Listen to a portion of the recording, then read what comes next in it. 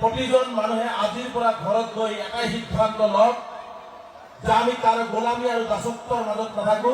আমাৰ ল'ৰা ছোৱালীক আমি শিক্ষাৰে মানুহ কৰি, শিক্ষাৰ জেহাদ সৃষ্টি কৰি, শিক্ষাৰ বিপ্লৱ সৃষ্টি কৰি আমি আমাৰ সন্তানক আমি আগুৱাই লৈ যাম।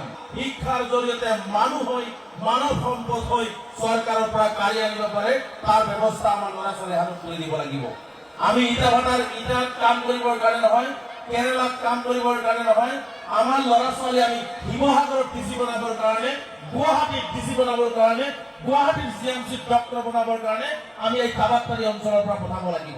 আপোনালোকে জানে যে হিমন্ত বিশ্ব শৰ্মা ডাঙৰীয়া কি ধৰণে অন্যায়ভাৱে অসমৰ ধৰ্মীয় সংখ্যালঘুসকলক, অসমৰ নিষ্পেষিত জাতিক যি ধৰণে অন্যায় অত্যাচাৰ কৰে, তাৰ জবাব আমি কলমৰ জৰিয়তে দিব লাগিব। তাৰ জবাব শিৱসাগৰ ডিচি হৈ দিব লাগিব। তাৰ জবাব ধুবুৰী ডিচি হৈ দিব লাগিব। তাৰ জবাব বঙাইগাঁও ডিচি হৈ আমাৰ ল'ৰা ছোৱালীয়ে দিব লাগিব। এই সংকল্প আমি প্ৰত্যেকে ল'ৰা ছোৱালী